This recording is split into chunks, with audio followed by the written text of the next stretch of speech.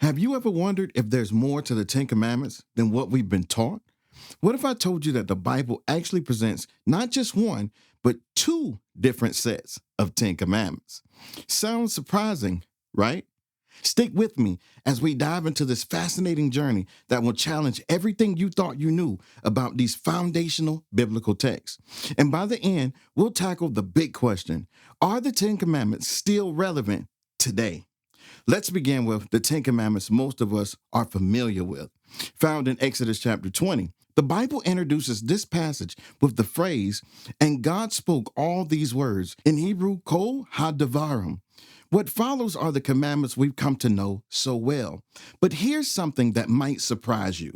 The Hebrew word devar, used here, doesn't just mean word. It can also mean thing, saying, or utterance. This versatility suggests that what we call the Ten Commandments doesn't fully capture the depth of what the Hebrew text is actually expressing to us.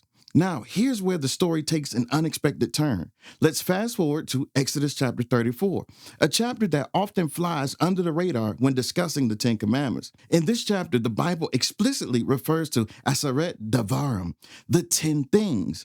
But these 10 things are not the same as the ones we find in Exodus chapter 20.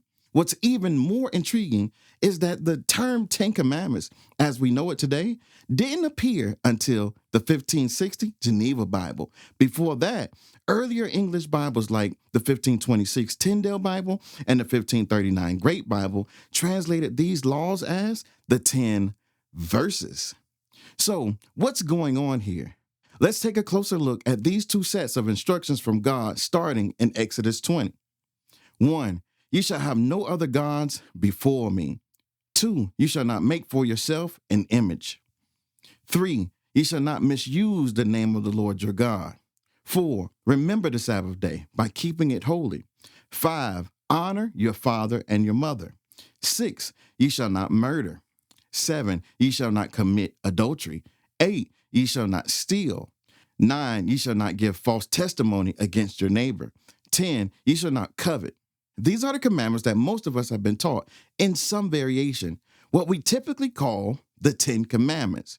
But now let's shift to Exodus chapter 34. Here God delivers a different set of instructions. 1. Do not make any idols. 2. Celebrate the festival of unleavened bread. 3. The first offspring of every womb belongs to me, including all the firstborn males of your livestock. 4. Redeem the firstborn donkey with a lamb, but if you do not redeem it, break its neck. Redeem all your firstborn sons. 5. 6 days shall you labor, but on the seventh day you shall rest. Even during the plowing season and harvest, you must rest.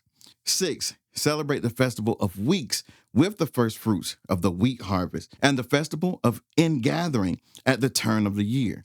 7. 3 times a year, all your men are to appear before the sovereign Lord, the God of Israel. 8. Do not offer the blood of a sacrifice to me along with anything containing yeast, and do not let any of your sacrifice from the Passover festival remain until morning. 9. Bring the best of the first fruits of your soil to the house of the Lord your God. 10. Do not cook a young goat in its mother's milk. As you can see, these are clearly two sets of instructions that God gives. Because of this, Exodus 20 is often referred to as the moral Decalogue, and Exodus 34 is then known as the ritual Decalogue. Together, these sets of 10 things are part of the larger 613 mitzvot, the complete set of commandments in the Hebrew Bible. So where does this leave us? Are the 10 commandments still relevant today? Absolutely. The principles laid out in Exodus 20, known as the moral Decalogue, continue to form the ethical foundation for most of the world's legal systems and moral teachings, even today.